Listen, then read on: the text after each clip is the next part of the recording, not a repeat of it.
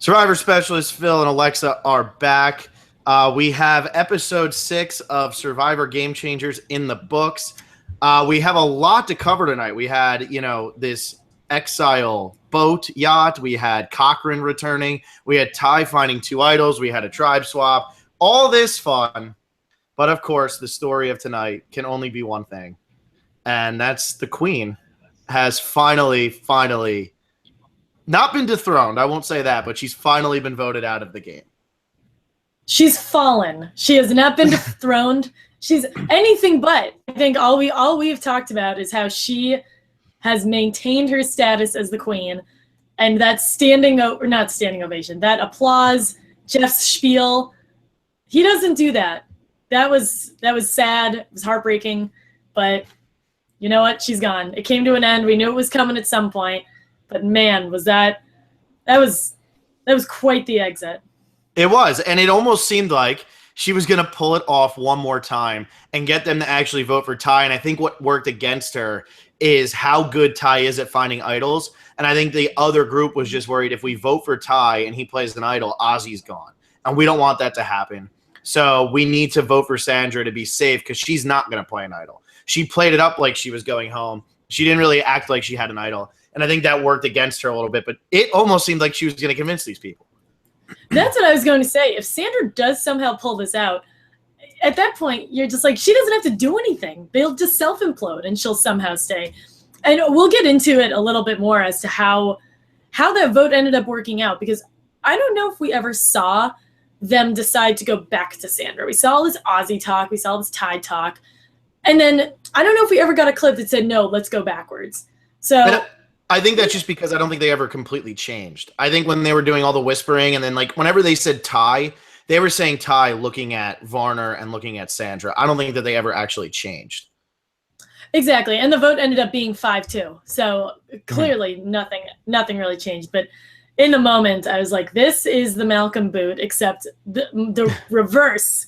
This is the complete reverse, but it didn't end up working out for her. But that applause at the end, that was fantastic. Jeff just barely snuffing her, like didn't even want to snuff her torch.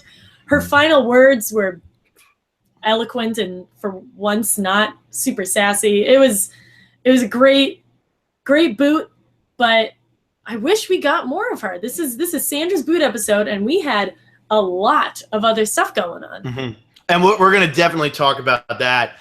The one thing I do want to say about Sandra, though, I'm very happy she lost with probably more class than she won with, which I thought was great. Because, like, her second win, and it was because it was against Russell. She hated Russell so much. She was rubbing that in. I mean, she was pissed at that guy. So she wanted to make him as uncomfortable as possible.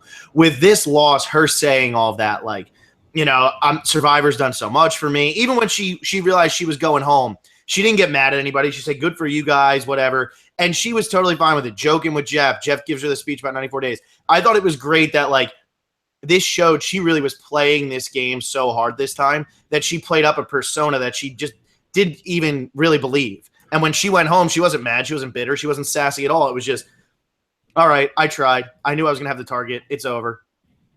That's what I was going to say. All these people are saying Sandra's annoying. She's a jerk. She's mean. She's cocky.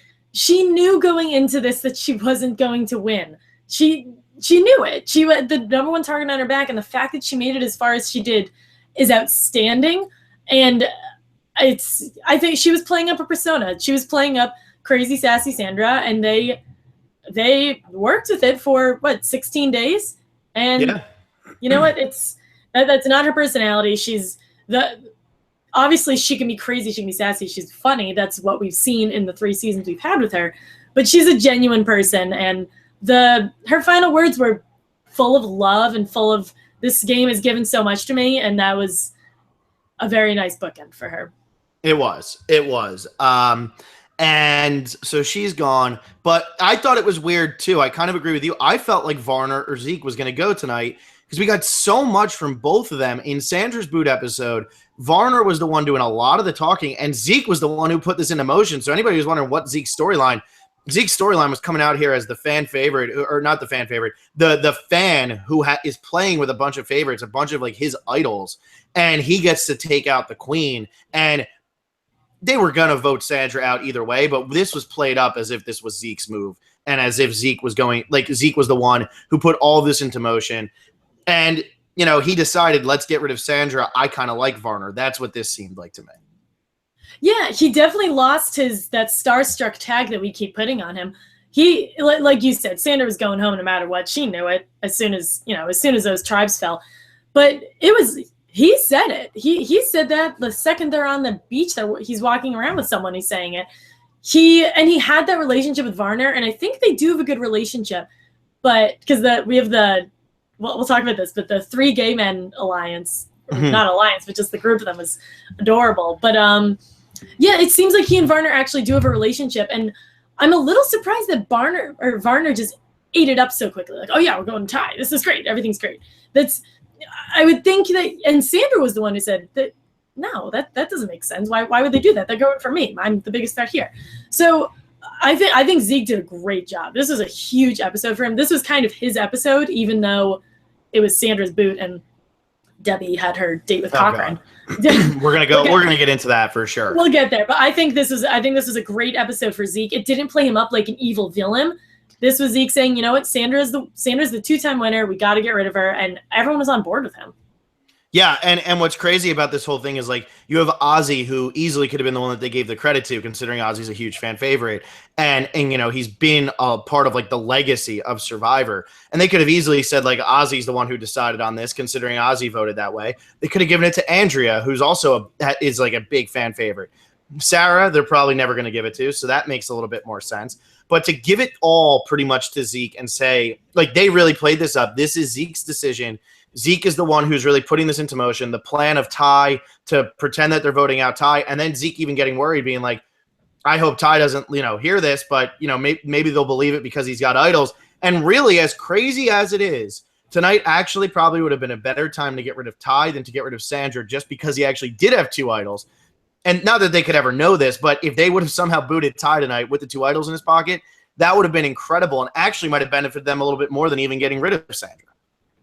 And who would have ever thunk, after how many seasons of Survivor, Ty and James are the people Ty, James, and Parvati are the people to end up with 2 idols. Ty is just not who you would think. But at the same time, he finds idols like it's nobody's business. That's his thing. And I have so many negative things to say about his gameplay tonight, but I can't say anything bad about his sixth sense for finding idols. It's incredible. It's going to be interesting when we talk about Ty. We're going to talk about him a lot tonight. And I have a lot to say about Ty, but I kind of want to save him a little bit because I want to get the needless part of this podcast out of the way before we talk about Ty. Let's end this. So let's talk about it. They go to this swap and they all pull buffs, and Debbie doesn't pull a buff. So Debbie goes to Exile Island alone. And obviously she's devastated. She gets to Exile Island, and I liked that it wasn't necessarily a terrible thing. I mean, I'm sure Julia Sokolowski is pulling her hair out. Like, why did this happen, to Debbie? This should have happened to me on my season. But I was totally okay with, like, you know what? You kind of got screwed by a twist here. We didn't put you on a tribe. You're not going to tribal tonight. But instead of suffering for once, you're going to get to sit here, and you're going to get to enjoy your night. And I was totally fine with that. Then they bring in Cochran. And I was looking through the Reddit feed. I was talking to, like, my family members. I don't think anything has been a more polarizing decision here, where some people actually really liked it, and other people were just like, this, they've jumped the shark, it's over. I saw a comment that was like, they've jumped the shark so many times here, they could remake all the Jaws movies. Like, they were just, like, it was very polarizing for something that really wasn't all that important. So, oh man, I have so many different ways to go here. In terms of the Exile yacht, I agree with that. I kind of liked it. We've had Exile Islands. We've never had an Exile Island like this, but in Gabon, Sugar had the option to eat some food or get a clue. There has been positivity on Exile Island before. I thought this was fun. I'm saying this. You guys can look back on our previous podcast. We didn't like this twist before we knew who it was. So this has nothing to do with how I feel about Cochran. But that's one of the worst, not worst twists, but just the most pointless, gimmicky. That's the word I'm going to say. It was gimmicky. What was the gain of this? If it's anyone who's not Debbie, is Cochran going to give Ozzy advice on how to play the game? Is he going to give Cirie advice? Is he going to give Sandra advice on how to play the game? It's just, I really did not like it. And I do agree with you. And I will say, I don't mind Cochran. I've talked a lot of crap about Cochran regarding his Caramoan game. But I actually I'm totally fine with Cochran in terms of Survivor. Like, Cochran's fine. I don't necessarily think he's the greatest winner ever, but I do think Cochran, he's a fan who got on the show, messed up his first time, got to play again, and ran the table. Good for him. I just don't think about how much time that took up in this episode. That took up over 5 minutes of the episode, which doesn't seem like a lot, but when you have a challenge that takes up close to 10 minutes and a tribal that's going to take up another 5 to 10 minutes, this is a pretty good portion of the episode being dedicated to Debbie and a player who's not even a part of the game. So while it's fine, it's okay, yeah, we want to try something where we have somebody come back and give advice. It's why on this season? Why are you having Cochran come back and give advice to people who've played the game before? And like you said, if this was Ozzy or Sandra, Ozzy would be let me teach you how to play the game. Remember when I got 4th on your season and you got 7th or 8th, whatever it was? It's very, very strange how this worked out. And I see a lot of people saying it was a good idea. I just don't know if I like the person. I don't really think it was a good idea. I'm totally fine with Cochran. I just don't think Debbie had enough. Debbie can get her little advantage thing, and she can get on this boat. We don't need to bring in a player who's not actually on the season. If it's going to be, keep it with what you have. Don't start expanding because there's no reason to. And then all of a sudden, this just turns into, every time we have a newbie season, let's bring back a fan favorite to explain to somebody how to win the game. I disagree with it. I don't exactly. It has like we said. I know we were convinced it was Boston Rob. That's what everyone was thinking. I don't care who it was. This doesn't count because Cirie's on the season, but one of my favorite players ever. If Cirie is sent out on a boat to go help a new tribe of newbies build their shelter, why? It's just it was an episode of The Bachelor. It was just, let's bring back this person who is relevant once and have them have a conversation that doesn't really mean much, and then they leave. How much did that cost CBS to fly him out there for 15 minutes? Here's the thing. Cochran works for CBS, or he did for a period of time, so it doesn't matter. I don't think. I think he was probably under whatever contract he's under, and that works. And look, it's something that they tried, and like I said, I'm even looking at our comments now, and some people are like, how could you hate on this? And some people are like, this was stupid. But I don't understand. Think about how good this episode was anyway. You bring in something like that, it just doesn't feel like Survivor. And this goes back to my whole argument with the Malcolm Boot episode. It's something that they try, and it's oh, great. That was awesome for 5 minutes. What is the long run effect of that? And no matter what Cochran says to somebody, if they go on to win the game, are we now going to say it was Cochran's reasoning that they won? If Debbie goes on to win this game, which she's not going to, but if Debbie were to go on and win this game, would we all sit here and be like, it's because of Cochran. Thank goodness they brought Cochran in to give her all this. And I don't understand what the long-term plan was. What advice was he really giving? And why did we have to see more confessionals from Cochran tonight than I think we've seen from Sarah all season? I actually wrote this down. So Cochran had 3 confessionals.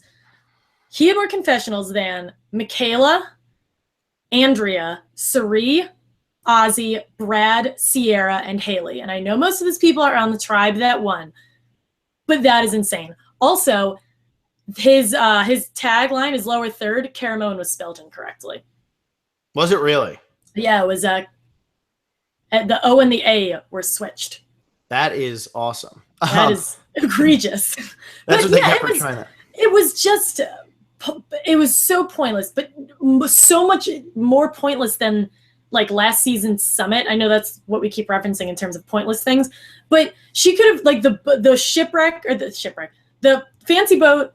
That's great. The advantage, I assumed there'd be some form of advantage on this boat, but just to have him be the one to give it to her, I really just don't get it. I don't like it. I am ambivalent towards Cochran. I skew towards liking him, but I don't care who it is. It just doesn't make sense. Yeah, and my whole argument is, why wasn't it Michelle, who won Debbie's season. Maybe Michelle could have explained how she won that season so Debbie could easily understand it. So why wasn't it Michelle? And then Michelle looks into the camera and says, "I love you, Phil." Yeah, exactly. That's all we needed. But it was just so now he's like, even Cochran is saying, like, I'm talking to Debbie. Like, if this could have been anybody else, they probably would have understood me. But like, Debbie's so overconfident. And like, she's not going to go back and change. All she's telling him, I don't feel like anybody's got any problems with me. And then finally it breaks out that it's Brad. And it was almost like watching like personal life sitting in on somebody's like psychologist appointment. And it's like, why am I sitting in here watching this while she's getting advice from her psychologist? Like, I don't need to see this. Yeah. And that's what kind of like makes it not a coincidence, but it works out that it was Debbie that he was talking to. Because if we have Cochran and Sandra sitting there, Sandra's like, go away because you're eating up all the food that's for me. Like, Debbie needed or at least from what we were shown, Debbie needed someone to vent to. So this, like, I think his exact wording was soundboard. He was there. He was there to listen to her. And he was kind of throwing it back at her. He was like, Debbie, you're overconfident. Debbie, you're this. Debbie, you're that. And she kind of wasn't taking it based on what we saw. But she did need it. This benefited her. I think it gave her the emotional confidence that she had lost in the previous episode. So it was good for Debbie, but what for everyone else? I totally agree. And it's just like, even like Cochran, like talking to Debbie, I guess that's the one dynamic you got to see tonight where somebody's allowed to rip apart somebody's gameplay without having a fear of being voted out like every other time. So Cochran's allowed to sit there and just be like, Debbie, you're wrong. Debbie, you're wrong. Debbie, you're wrong, with no repercussions, which is probably a great feeling. And I'm betting he wishes it was Ozzy. So he could have sat there and been like, hey, Ozzy, guess what? You're the worst. You suck at this game. You'll never win. I bet you he wishes it was something like that. Instead, he gets Debbie where it's just kind of like, God, now, like, what are you doing here? It's like, okay. And then he pulls out. Oh, go ahead. Go ahead. Let's and in his let's move on. In his 3 confessionals, he's just like, Debbie is crazy. Debbie is this. Debbie is that. He's not like, man, I think Debbie's got it in the bag now. And also, well, actually, we'll say that we're about to talk about the advantages, but he says the word game changing, and that was the straw that broke the camel's back. And I think Jeff slipped him $100, like, right, like you could see like Cochran reach down below his chair, and like one of the camera guys like slips him $100 or something for saying game changing, you know, or he guaranteed him a spot in like a Legends season or something, right? What I was going to say I thought was funny before we talk about the advantage, the one thing I thought was really funny is that when they were leaving, Cochran actually says, you know, after this I think Debbie has a chance to do really well. He didn't say has a chance to win. It was just like, do really well. If she takes my advice, she could do really well. I bet you if anybody else was up there, he would have been like, if they take my advice, they could probably win this game. But with Debbie, it was just like, she could do well. I'm going to give her an advantage that might help her a little bit. Yes, exactly. So let's talk about this advantage. Let's do it. So here's what we have. We have the extra vote, the fake idol making kit, and the tribal advantage. Who would ever pick a fake idol making kit? I would hope nobody. Because the problem with a fake idol kit is just try to sway people onto your side and use the extra vote. A fake idol kit, now if people start to vote for you because like, well, we need to flush the idol, you have no way of defending that. You're screwed. And also, we've had some really amazing fake idols. People know how to make a darn good fake idol now. So that I don't understand who would ever pick that. I think Debbie said, I want to pick what was the word she used? I think she said, I want to pick the certainty. Something, a tribal advantage, maybe you pick that if you're in the first or second episode. But at this point, like, it's no questions asked, you go for the extra vote. I would hope. I mean, with the tribal advantage, there's no reason to pick up the tribe advantage because you have to be thinking, you got to do probably one more. If you're paying attention to Survivor at this point, you know they're merging at 13, at most 12. What are you going to do? An advantage for one tribal? And then if your tribe wins, like, what does that do? You might not even be in trouble. I mean, if you don't think you're in trouble, then why ever use that? I don't get that. An extra vote is something you always have for yourself.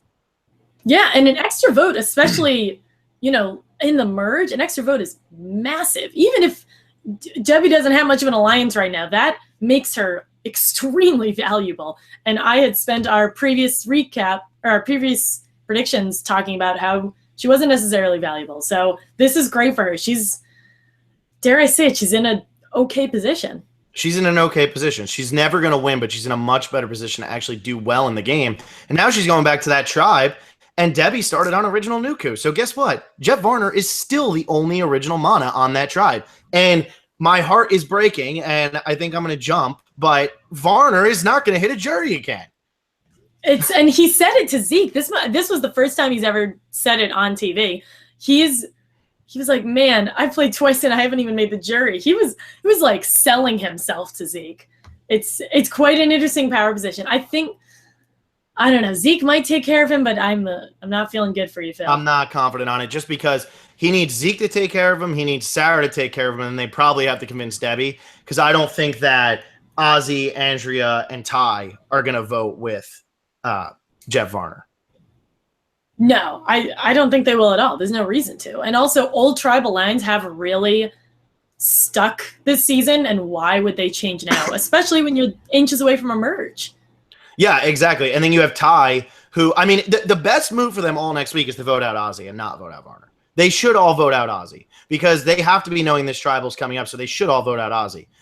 But I just feel like Ty has only ever been on a tribe with his original nukers because he's the only one from Mana who ended up on this tribe. So I feel like for him, he's probably just going to go with the sure thing and not be like, oh, let me go over with Jeff. And I am really feeling bad about Varner here. I'm feeling really terrible.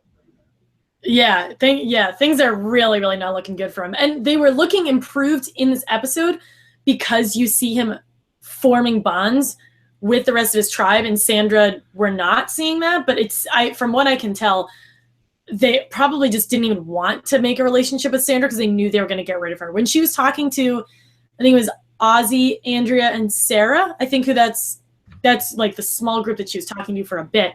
They were like, yeah, Sandra makes a great point, but I'm not keeping her. But she makes a good point. Maybe we'll deal with the co-wrong 3 after we get rid of her. Exactly. And I think it was Sarah who said, yeah, Sandra almost makes you want to believe her. Like, you almost really want to trust Sandra. Because when she's not being sassy, she's very calming. She doesn't raise her voice. She's very convincing. There's a reason she's won twice. We don't have to sell Sandra on anybody. And even Aubrey said at the beginning of the episode, she said, I have a lot to learn from her. Mm-hmm. And she, it sounds like they don't have the best relationship, but it just respects the way that Sandra plays the game. And I think they all do and will, take it into their future games just without her. Yeah, I agree. And I think Sandra's gone. So now really there is really no huge threat. Cirie and Ozzy are probably your 2 biggest, but I'm saying like now you've gotten rid of all your winners. You've really, other than Ozzy, gotten rid of all of your physical threats. So it's Ozzy and Cirie that you should be having your crosshairs on. Other than that, I think everybody else is on a pretty level playing field. Just from that one boot of Sandra, you've gotten rid of a huge player who should be pre-merge almost every season she plays because she's so weak at challenges. And yet she comes out, and if she hits the merge, I really think she would have just kept rolling through because people would have found reasons to get rid of other people other than Sandra as it went on. Absolutely. And I think, like I said earlier, I think that's why they didn't even attempt to make any relationship with her, because I think the second you're even friends with her, you're sucked in. She's that manipulative isn't the best word, but you know what I'm trying to say. No, exactly. No, it's true. She's very, very convincing. She's very, very, she just, the way I really thought she might pull this. And I really think the only reason she didn't, I think everybody would have voted Ty off if they weren't worried Ty had an idol. And if they could have still split the votes. I think that there's a much better chance that Ty goes home with how wishy-washy he was being if they have the ability to split votes, or if they're confident that one of them isn't the one getting the other votes. And by Ty throwing Ozzy under the bus, they're sitting there saying, well, the 4 of us need to vote for Sandra because if she plays an idol, hopefully the others just vote for Ty. And we don't want to vote for Ty, have him play an idol, and then Ozzy goes home. So I really think that, Sandra got hurt because of the way Ty played, but I think she was really close to being able to actually convince these people. And it didn't even take much convincing on her part. Oh, are you talking about during Tribal Council or before Tribal Council? No, during Tribal, during. See, during, I feel like it didn't take much because Ty goes to her. He's like, hey, you want to do something? And she's like, okay. I mean, that was, I guess we can start going into the Ty thing, but his gameplay was just all over the place. I wish we got to see, and I hope we'll learn in later interviews, when they did decide to switch back to Sandra as the vote instead of Ozzy. But how, and Zeke and Sarah were like yelling at him, like, how are we supposed to trust you? How are we supposed to play the game with you if you're just going to come to tribal council and do whatever you want? And he has that security because he has 2 idols, but this whole episode is about how he doesn't feel secure because he has 2 idols. Well, and Zeke got really mad at Ty tonight, it seemed like. But here's what I think. Originally, as I'm watching, I'm saying he was playing great, and now he gets to this tribal and he is blowing it. He is playing terrible. What is he doing? And I actually think by Ty feeling so insecure, and with all of that fear that he has idols, he ensured that they didn't vote for him because of the fear that he had an idol. And with how paranoid he was acting, and they're thinking to themselves, wow, we can't possibly vote for Ty because we're not going to blindside him and he's going to play an idol. And I actually think that this was, he's paranoid, but I think it was a little purposeful that he didn't really trust them completely because they were throwing his name under the bus, and I think he might have caught wind of that. And I think this was his way of saying, if you were thinking about voting for me, you should be scared because I don't feel comfortable and you're that worried that I have idols. And I think this is a good way for him to ensure that he has 2 idols moving forward. See, I really don't think I don't think he thought that far ahead. I think he was very paranoid. He made that very clear. He blew the Sandra name to Varner in front of Ozzy. That was not planned. That wasn't, I don't think that was any form of like reverse psychology. I think he was super paranoid, and he can't hide his emotions. That's the way he plays. That's the way he is. But that doesn't make him a good player. I really don't think he thought that way. I think that when he blew the Sandra name to them, I think he felt it change a little bit because he was already nervous before that. He blows the Sandra name. You could tell Ozzy didn't react properly, and then they were all clearly annoyed with him when he went back and sat down at the camp. And I think that he really thought that he had a chance to go home, and he was just trying to make it seem like, guys, I'm going to play some sort of idol. And he might not outwardly say I'm going to play an idol, but they're already so scared that he's going to play one, and he's openly saying to them, I'm scared, I'm going home tonight. And I think that puts a little bit of fear in them. Not that they were ever going to vote for him anyway, but I think that's like Ty's defense mechanism. I think that's how he was defending himself and protecting himself. I guess the way I see it is I see it as a defense mechanism, but not a conscious defense mechanism. I think it's just, oh my God, I have an idol. I don't know what to do with it. Who do I trust? What do I do?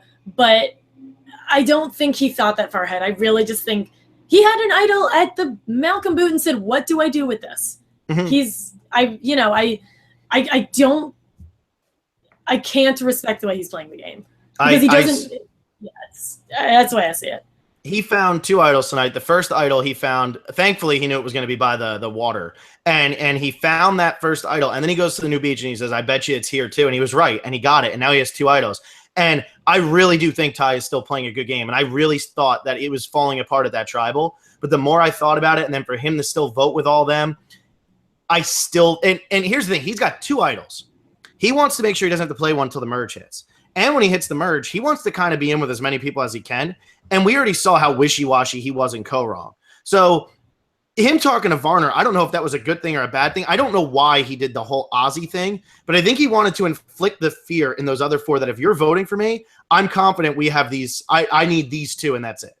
But how do you know that that's his game plan? He's never said that. I'm not saying that's what every confessional is about him finding idols, which I will continue to say he is incredible at. That his intuition on finding the second idol at the exact same spot was genius. I will never discredit his ability to find idols.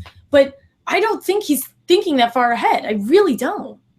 Yeah, and I can't get in his head and say that that's what he's doing. I'm just saying that's what I think. I think that, like, yeah, he's not thoroughly thinking this out, but I think like a little part of him is like, I'm scared they're voting for me. If I can make them think that I'm confident with 3, and he even said, oh, I need a 4th, I need a 4th, I need a 4th. But I think that at that point they were just like, oh God, if he's going to go for Ozzy, and he knows that none of us are going to vote for Ozzy, because he has to know the other 4, who's the weakest in that group, and Ozzy's not the one. So for him to throw Ozzy's name out there, they had to be like, wow, maybe he does have something going on. I think Ozzy is just such an obvious threat. Like, who are you going to vote out, Andrea, before you vote out Ozzy? Yeah, you could. I know you'd want to do that. No, but I mean, Andrea can win the game easily. I mean, you could make But the if argument to you're- vote out all of them. The only one I wouldn't vote out before Ozzy would be Sarah. And Zeke, I don't know, but Zeke, the way he played tonight, I'd be a little nervous and maybe vote out Zeke. Why would you vote out Sarah instead of Andrea? Like, to me, it's Because just Ozzy is Andrea is a much more proven player than Sarah is. But Hey, we got the boat finally docking. and okay, my yacht is parking on the street. Yeah, exactly. And Cochran, it's Cochran. He's coming to join Cochran pulling up to give me an advantage in life. My God. Oh God, train of thought is lost. Yeah, no, Ty's an erratic player. I do not think he's playing a good game. You think he's playing a better game, and he's great at finding idols. It's he's a polarizing player. He's a great character. I love him on my screen, but I do not think he's a good Survivor player. I like where they hid the idols. I know we've been complaining about where they hide idols. I kind of like the execution of that. It was right in the sand. I really like this one where it was like you actually have to think about it. You actually have to find it. And like Ty's going around, he's like, the last board I did, that's where it was.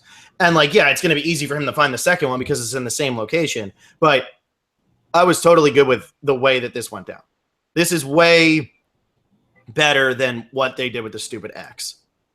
Oh, yeah, no. It was great how they found it. And it was great that he found the second one on his other tribe. Or on his other beach. That was huge. That was great. Yeah. But ever since then, I was like, what are you doing?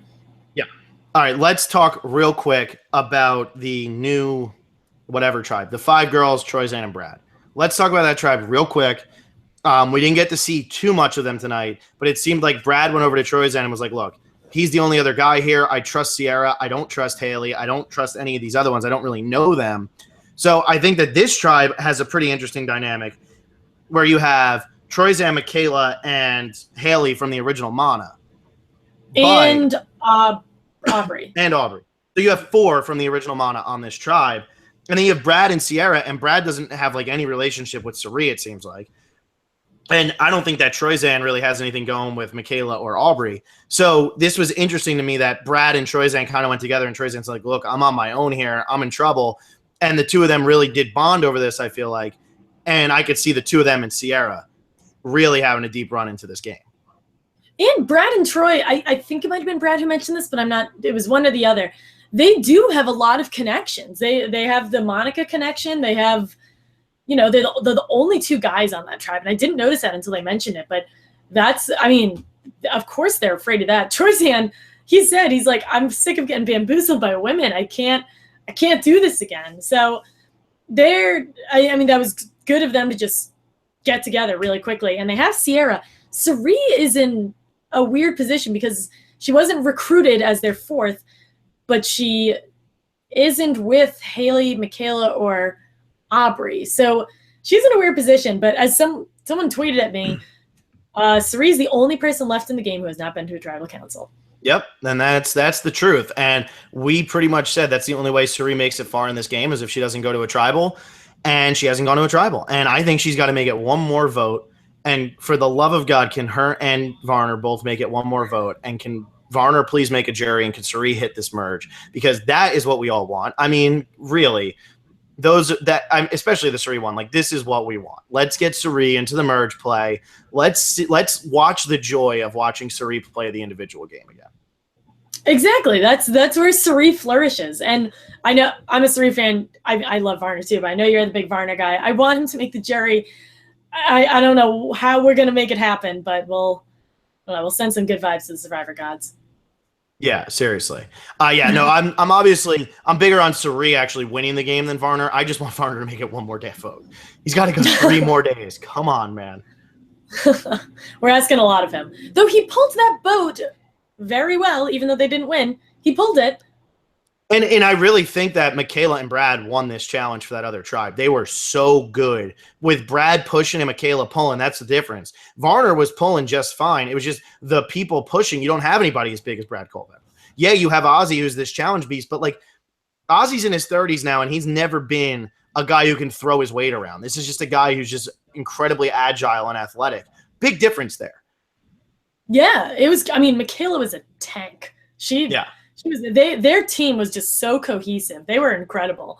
Yeah, and Varner, that challenge overall looked so difficult. I didn't realize it was on such an incline until we saw the angle, but those bars did not seem to help much.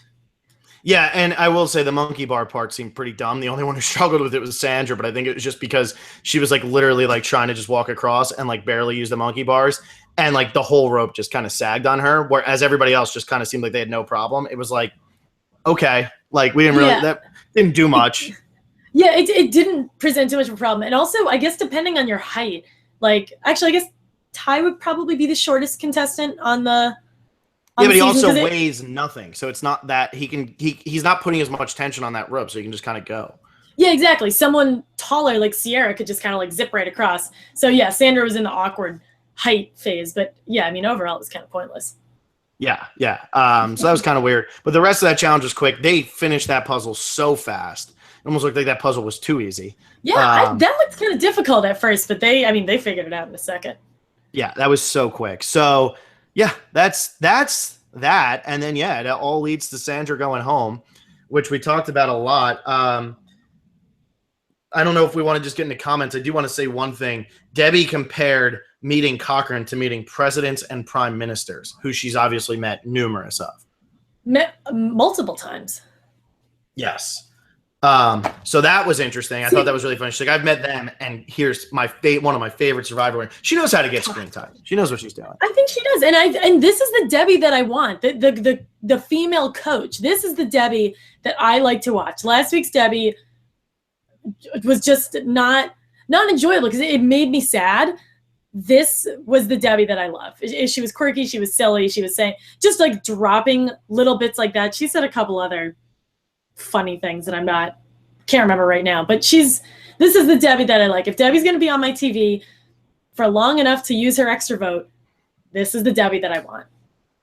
Yeah, I can get behind that. Last week's Debbie was rough, but and then we also, I don't know if anybody noticed these, Andrea's pants. This is I rarely call out things on Andrea, but those were insane. She like cut off shorts and then was still wearing the pant legs anyway. I completely missed that, and I follow Andrea on Twitter because she tweets really hilarious bits, like making fun of herself from that episode. And yeah, she was like, "Check out my fashion statement." It was weird. Did she actively cut them? They probably she actively cut them. She turned them into like jorts, and then she like put the pant legs on. And I'm like looking at it, and I'm like, those look crazy. And sure enough, like I can't believe you didn't notice it. I like don't even know what she said in her confessional because I was just like, that is impressive. And she pulled it off. Andrea pulled that off. This week in Survivor fashion. Seriously, we could have Ozzy unbraided his hair. I noticed his hair had always been braided because all the Tavua girls plus Ozzy had their hair braided in the exact same way, and now that Tavua is broken up, his hair is flowing again. Yep, there you go. There you go. People what they want. Look at the things that we're noticing here. All right, before we hit the hour mark, we should probably start comments, right? Probably. All right, cool. Twitter, what's up? Anyway, I've been reading that there's quite a feud going on between Sandra and Russell. Russell had tweeted that one where it was like, now she actually plays the game and this is what happens. Russell needs to grow up. Russell's a little child. Anyone who thinks Russell is like just now being a troll needs to look on his Twitter. Yeah. He's something, and poor guy's fallen a long way, it seems like. But my God, he's a little envious of Sandra, the queen here. But anyway, moving on. Let's see here. We have Dylan Randazzo. Has someone ever found two idols in one episode? Ty's totally redeeming his gameplay from Koron. I don't think anybody has, because when James found the two idols, they were separate episodes because he had to get them from both beaches. Were they separate episodes? They might have been. Or did they give him one and then he went and found the other? I thought they gave him the clue. Can someone in the comments tell us? Wait, I don't know if it was the same episode, but I'm pretty sure he got one. They gave him one or something, and then we're like, hey, now go find the other one. And then he like went to the tribal, and then he didn't give it back to Todd, and that's why Todd was like furious, and that's why they actually ended up voting him out anyway. Yeah, I'm really mad that I don't remember this because China's one of my favorite seasons. Yeah. Either way, super impressive. And pre-merge. This is all episode 6.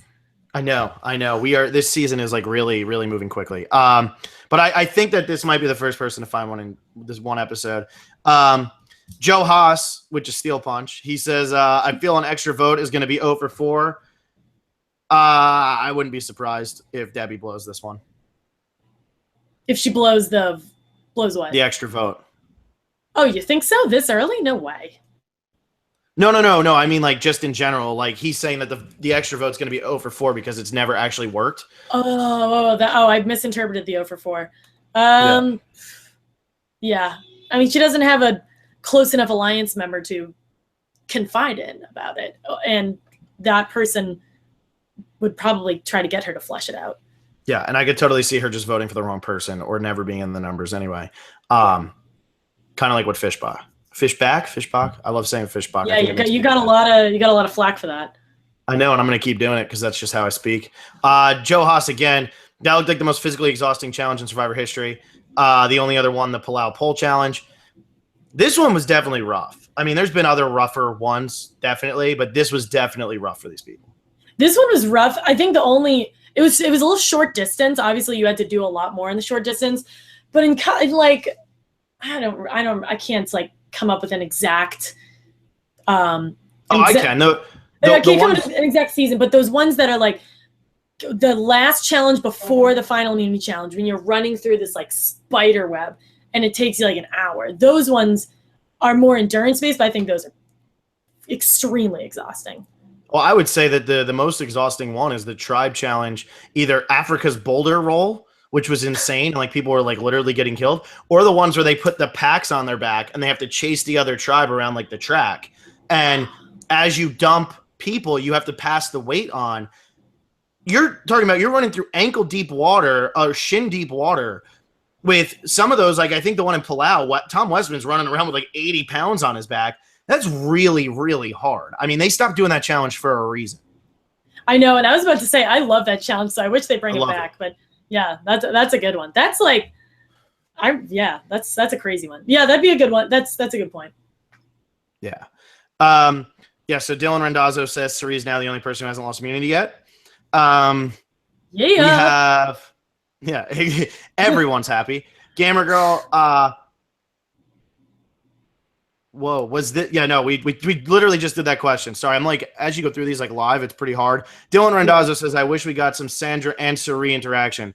They've played 2 seasons together and haven't been together on a tribe. That's tragic. That is kind of tragic. That is tragic. And a lot of pregame stuff implies that they don't love each other, but I would have loved to see them on a tribe. So we got Sandra and Tony on a tribe, which was great. I'm sure Sandra and Cirie on a tribe would have been just as fantastic, just in a different way.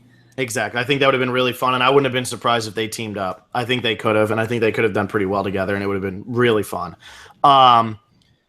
We have Mateus S. Is Ty the worst player ever, or we still need more evidence the queen stays queen? Ty is a polarizing player. Oh, for sure. For sure. He's not the worst player ever. Worst player ever is a tough label.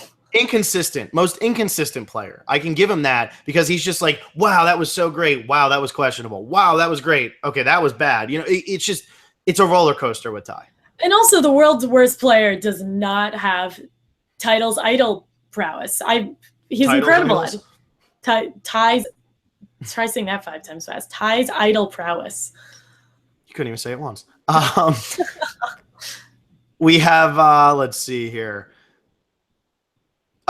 We have Steel Punch. Is it me or the Mana tribe, all the people I love, and all the Nuku tribe are the people I don't care if they're on the season?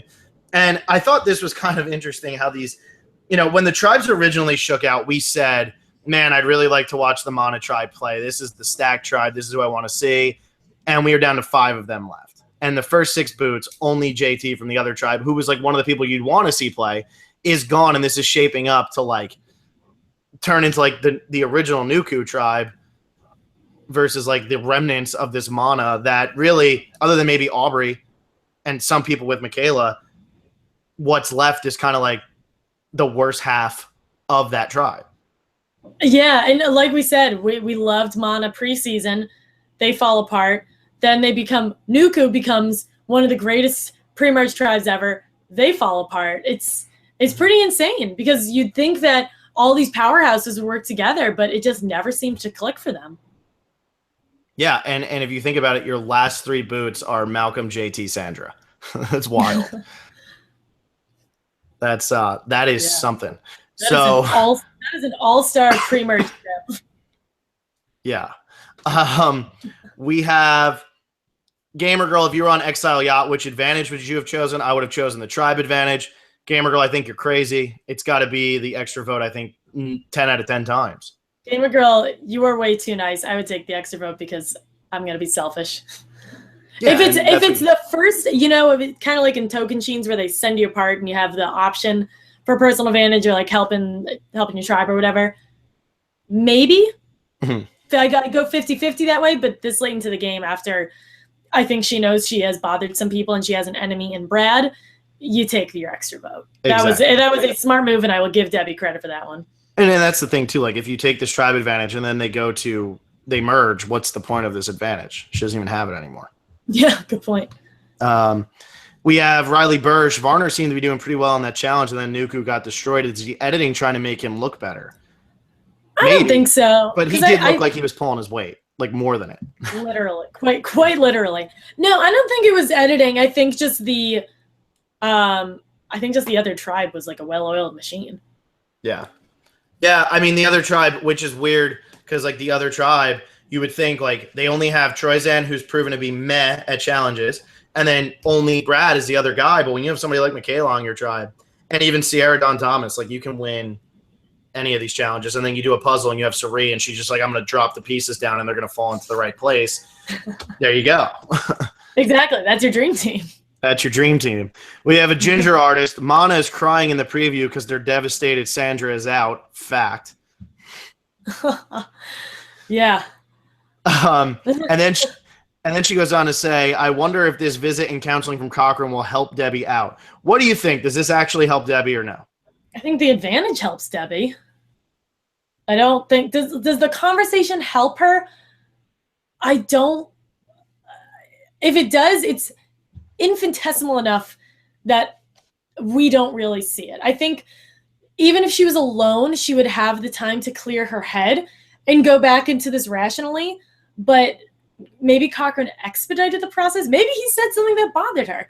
Who knows? We only got 10 minutes of conversation, which is a little too much, but whatever. Yeah. We got an entire pod in between commercial breaks for it. But yeah, I mean, I think it helps. I mean, she ate. That's big. She got food and a good night's sleep. I would say that more that helped her is the food and the advantage than actually Cochran being there. I really do. You said the G word earlier, which is gimmick.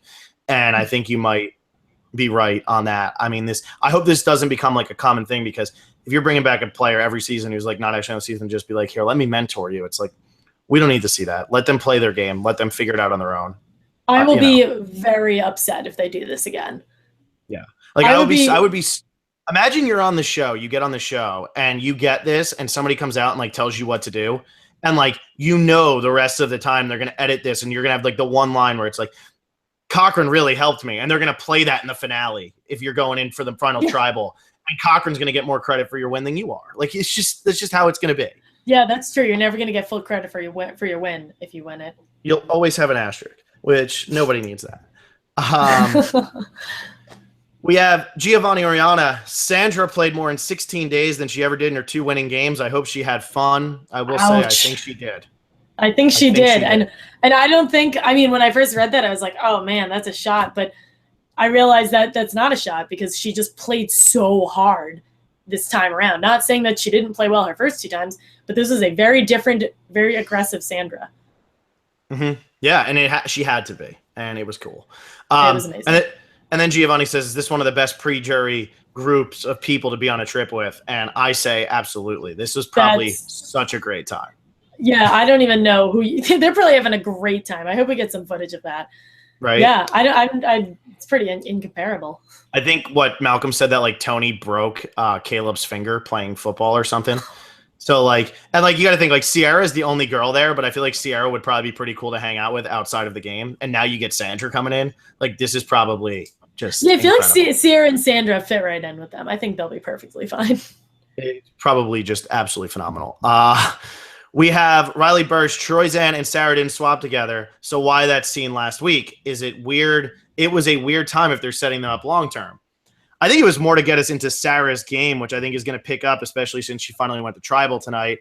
And Troyzan actually maybe making an ally, and then he goes and he talks to Brad tonight. I think it was more of the development of like they're learning what they kind of need to do within their tribes. And now Sarah, who actually has to go to Tribal Council for the first time tonight, votes with the majority, shows that, she didn't really show too much tonight, but she read like Sandra pretty well. Yeah, I think she did too. And the cut to her like going, Ty, just whatever she said, like Ty, just do something, was pretty funny. But yeah, I mean, I'm a little sick of the cop criminal thing, so I hope we get to see her play and just kind of play. Maybe they showed that clip because assuming both Sarah and Troy make the merge, Troy, Brad, Sierra can pull Sarah over. I think they showed us that for a reason, and we're not going to get them together for the next 1 to 2 episodes. So that was there for a reason. I think we'll see that was a bit of foreshadowing. We'll see some of that later. Yeah, probably. And it's interesting, like Sarah still it doesn't feel like Sarah's in with the people she voted with tonight. Like it just seemed like that was more of a vote against Sandra than that was a vote like with Ozzy. Yeah, oh, absolutely. Sandra was going home, and no one needs to be aligned with each other to do that. Yeah. We have, let's see here. We have we have Nunya, who says, ironic that Sandra goes out on the episode where she fully competes in a challenge. Only if she could have sat out. If only she sat out. Would she have hit her 3? Would she have hit the 3 sitting out 3 times? Wow. She would have. Yeah, no sit-outs tonight. That's a big one. And no sit-outs next week either. So now it's going to be tough to get your 3 sit-outs. Right now, Cerie's the only one who has it, so it's going to be a lot tougher. Challenge B. Cerie, my girl. Yeah. Giovanni Rihanna, talk about the challenge you don't want to throw, because whoever loses gets Debbie, and Debbie is not a prize you want to win. I know. And Jeff kept saying that. He was like, you will receive Debbie as soon as you vote this person out. And Debbie was there. I'm surprised she was there. That was interesting. I kind of want to bring that up. What did you think about Debbie actually getting to sit in on that tribal, considering she's going to be on that tribal? We've never seen this before, where that person actually gets to come in and watch what happens on their tribe and see the dynamic. Yeah, I think what I've gained from this episode is Debbie killed like 6 birds with 1 stone. She got food. She got a good night's sleep. She got advice from a winner. She got an advantage. She's going back to a tribe and knows the intricacies of the tribe because she got to watch it. She made out. And I like this more because a lot of times going to exile is a disadvantage. Not tonight, obviously, because Debbie got the royal treatment here. But normally it's a disadvantage. And I think if you have to go onto a tribe, I kind of like that you get to witness it. And maybe it should be when the person goes and lives through hell like Julia did, as opposed to what Debbie did, because this really turned out to be a great thing for Debbie, which I'm okay with if things turn out good sometimes and bad others. It's cool to mix it up. But maybe Julia should have had a chance to come back and actually sit in and watch it, since she just went through hell for 3 days, comes back and has no idea. Debbie, I mean, yeah, she really, really, really killed it with this little twist. Yeah, that was great for her. I think I don't know what it'll do, but that's huge that you got to see it. Mm-hmm. We have Giovanni Oriana taking pictures with the buff we sent him because he won last year. I think it was the prop ad. So if you want to look at pictures that are proof that we actually pay our debts, there's your number one proof. Giovanni has 4 pictures of himself in the buff. So look, guys, we're not liars. We actually do send these things out, and not just to Adam when he wins. So we have Jar Jar Minks. Ty targets Ozzy, makes himself a bigger target. Sandra targets Ozzy and has everyone agreeing with her. Amazing social game. Yeah, good. That's a really good point. Yeah. No, her social game. I mean, tonight I think the haters had to sit there and be like, wow, Sandra almost pulled that off. And then when she loses with Grace, I feel like she gains a lot of the people who were already like, oh, I'm so tired of her. I think she gains a lot of them back by losing with Grace. Yeah, I think a lot of people's complaints about her were, why is she so cocky? So for her to lose with Grace and with love, that's not a word I usually associate with her. But just the way she went out was, I hope that shut up the 3 haters that are left. Russell didn't stop. But anyway, Henry Alford. Pretty crazy how little Cirie and Ozzy are being heard from in these last few episodes. Yeah, Cirie and Ozzy have taken a little bit of a back seat. Maybe that means they're guaranteed merge. Cirie merge. Come on. I sure hope so. And Ozzy was not the focal point in any sense of the word of this episode, but he was, for a period of time, going to be voted out on when they were sitting at tribal council. I think we got one confessional from Ozzy and nothing. I think we've had 2 in a row of nothing from Cirie. Mm-hmm. Yeah, so I hope that, I assume that means she's going to make the merge, and then we'll have 5 confessionals per episode when she is the final 4 and then wins. But exactly. Hopefully. Ozzy, though, even though he only had a little bit, he was definitely a big part of tonight's episode. He pulled people aside, was talking to them about, Sandra. So he was still a bigger part of the episode, even though he wasn't a focal point. Yeah, and I think we got to see a lot more of Ozzy's social game because we haven't had any chance to see it because he's been on Winning Tribes this whole time. But I feel like a lot of people's complaints about Ozzy going into this were he's not going to change, his social game won't improve, but I think he really is assimilating well into this group. Yeah, no, I kind of agree, and I think it's because this was his first tribal council. It's a lot easier to assimilate with people when you're not going to tribals, when you're getting to just live with them and there's no drama. So, let's see, we have was that Henry Alford? Yeah, I just read Henry Alford, right? Yeah. Zach with the jinx of all jinx. So sad to see Sandra go, but happy that Varner might actually make it to the jury. Thanks a lot, Zach. Now you just gave him the death spell. There's actually going to be an extra episode tomorrow night where they vote out Varner just to bother Phil. Exactly. And then they're going to put Sandra on the jury, but take Varner off. Let's see. Henry Alford, Ty and Debbie are 2 of the most overmatched players ever. Cochran telling Debbie we can talk strategy was too funny. That was pretty funny. That conversation is going to go down as the most what happened conversations in Survivor. So did I ever think Cochran and Debbie were going to have a romantic dinner on a boat talking strategy? No, I certainly did not.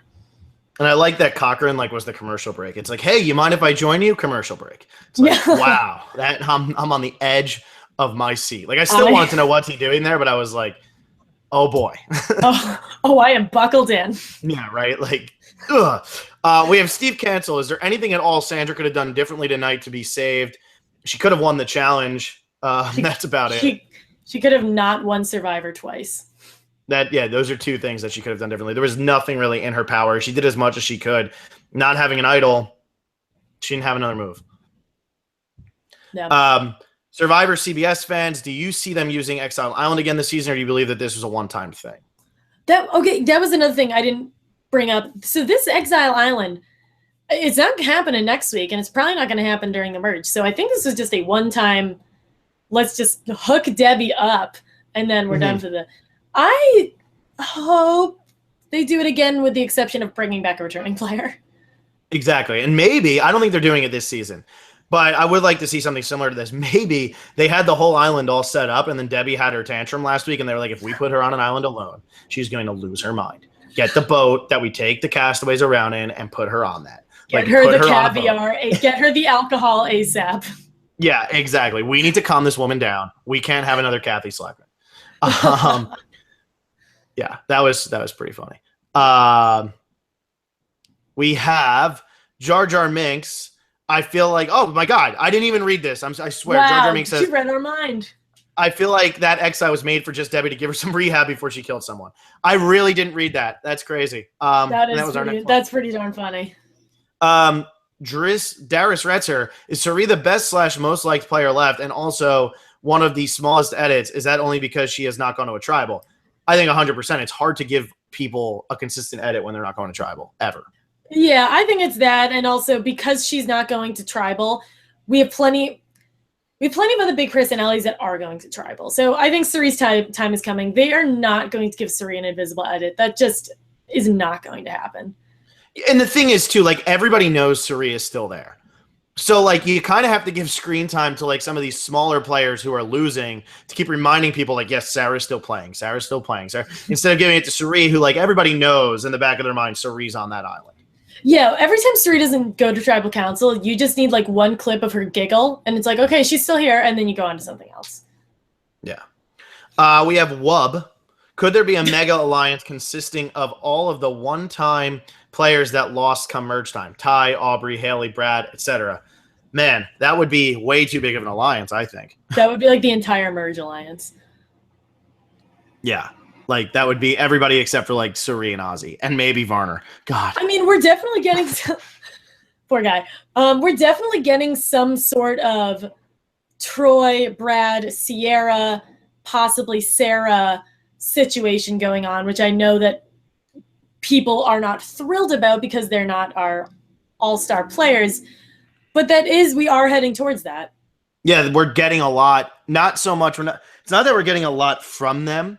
It's just that we're getting a lot about them, like teaming up. Like Troyzan and Sarah, why was that in there last week? Troyzan and Brad tonight, why was that in there tonight? Sierra always being a part of it, why is that in there? And I feel like we're setting up for like the four of them, but who else do they pull in? They don't have any other, like they are all loners, and they've ostracized Haley, and it seems like Ty, I mean, who knows what Ty's going to do? Who else do they pull in? It's not going to be Debbie.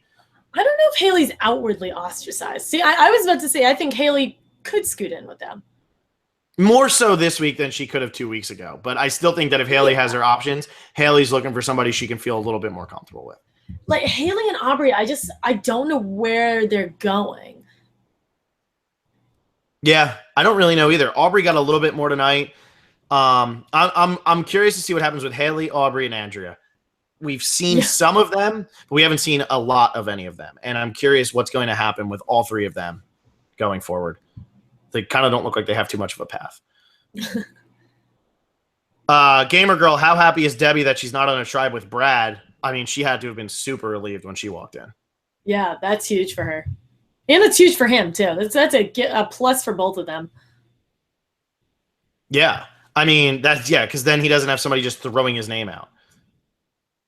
Yeah. That's huge for him. So we have... What is going on? We have Nintendo. She asks, what could Brad and Suri possibly be crying about in the preview?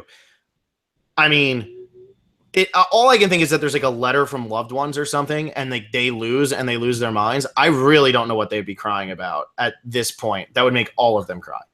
I don't know.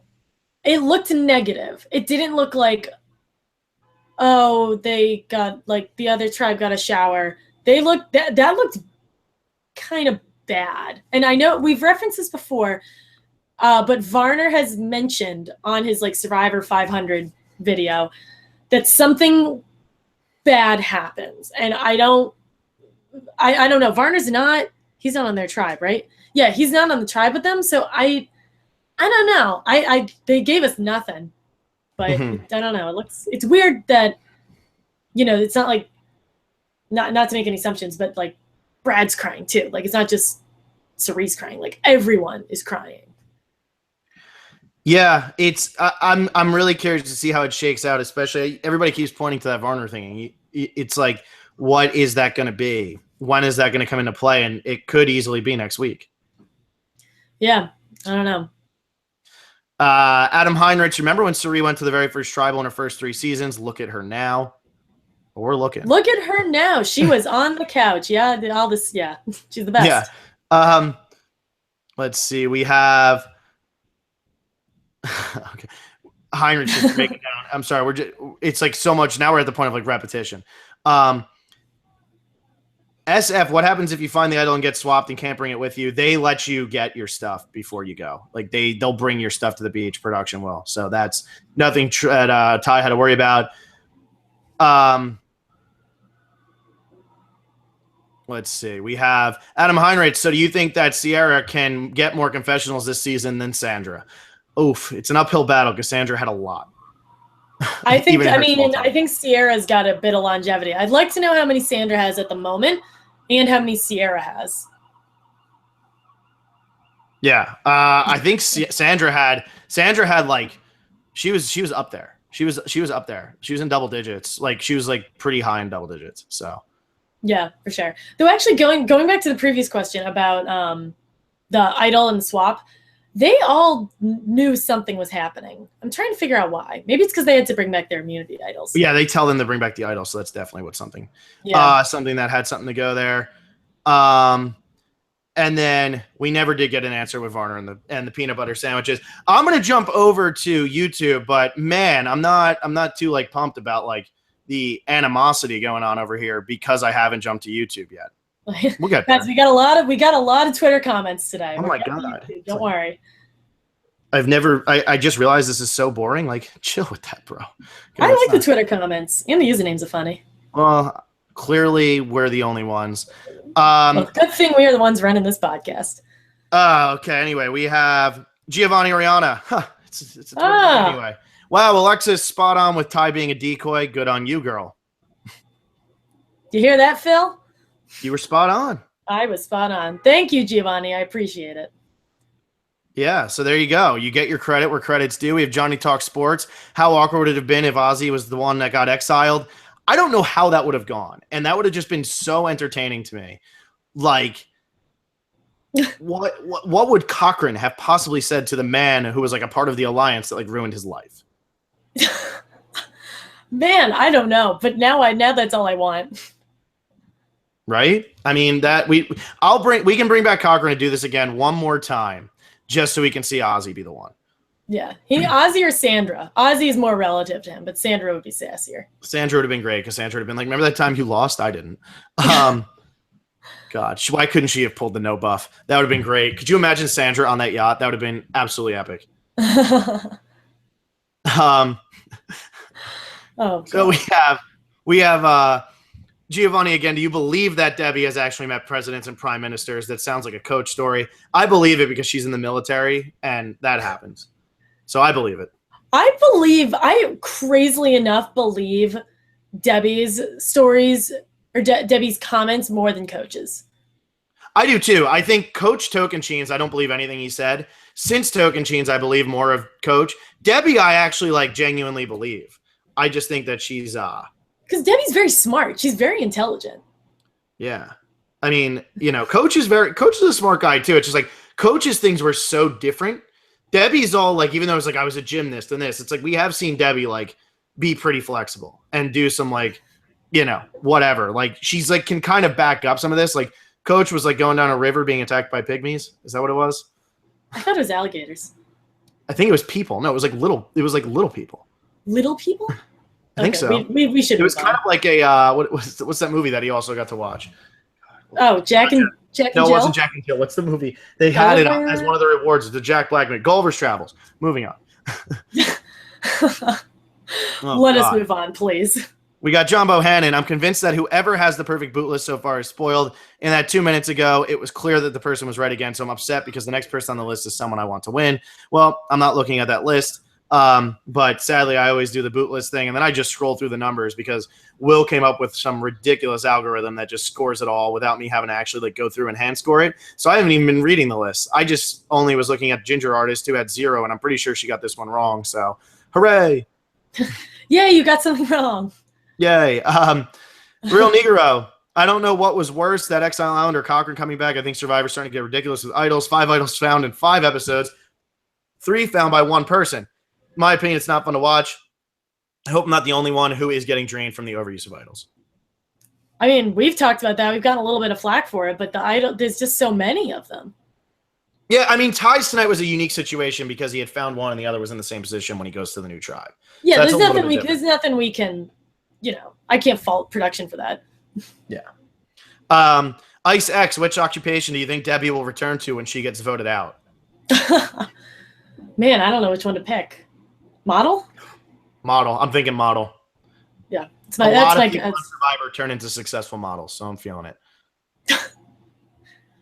Ice X, my favorite Brad quote now about Debbie. She fell on her face when she was adamant about being a ballerina. Oh my god, when did he say that? I don't know. Where was that, Ice X? Tell me. Yeah, I'd like to know. Gamer Girl, I wish Debbie didn't pick the vote steal. Now she's not going to win. No one who has gotten and used that advantage, which are Dan Foley, Steven, and Ty, has won. Why didn't she choose one of the other 2? But an FYI, Debbie's the first female to get the advantage. Just noticed this as I was typing the question. Well, I think she's in a bit of you don't pick the fake idol. making Kit. So that's add to the question. And then, I don't know, she has no allegiance to her tribe. Yeah.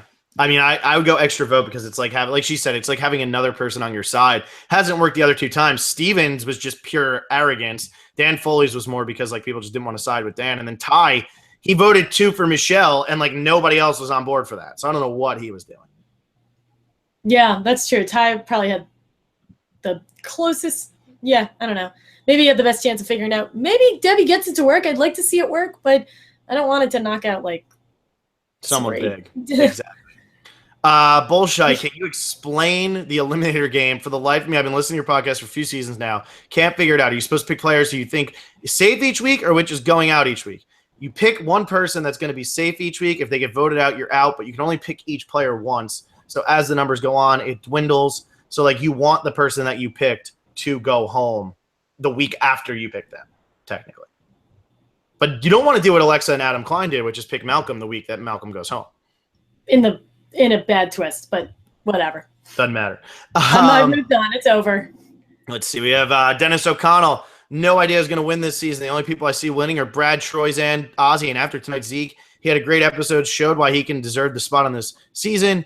He's great at the social game and isn't afraid to call people out. I'm afraid this season spent too much time on the pre-merge boots, and when the merge hits, the only people we know story-wise are Troy, Brad, and Debbie. What are your guys' thoughts? I think Zeke had a great episode. I think this was a great episode for Zeke. But yeah, I mean, for these pre-merge boots, because a lot of our big guns are going out pre-merge, we're going to spend a lot of time on them. And I want to. I wanted to see all of Sandra. I wanted to see as much of Tony as I could in those 2 hours. I liked seeing JT's arc. But we're getting... You're not going to not have Malcolm. Malcolm, right. Yeah, sorry. There are too many to bring up.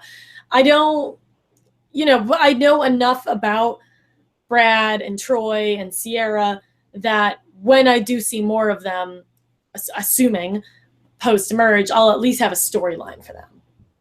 Yeah, and I feel like everybody's almost on like a level playing field here in terms of,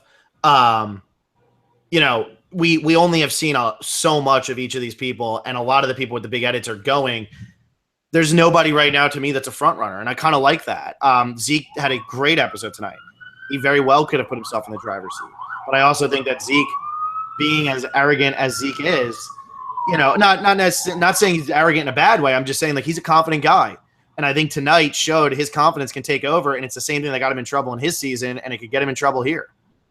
I think it could get him in trouble here, especially because similar to Michaela's realization, he hasn't had the time to really figure out what he could have improved on in Millennials versus Gen X.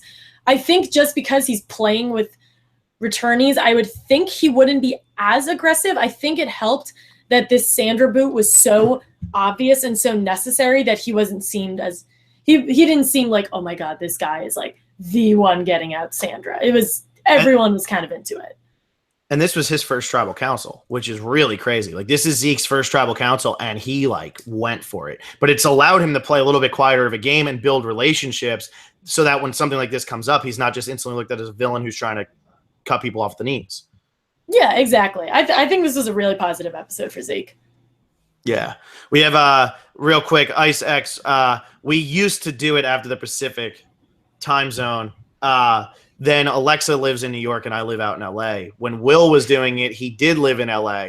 So we would normally wait around, the West Coasters could join in like halfway through.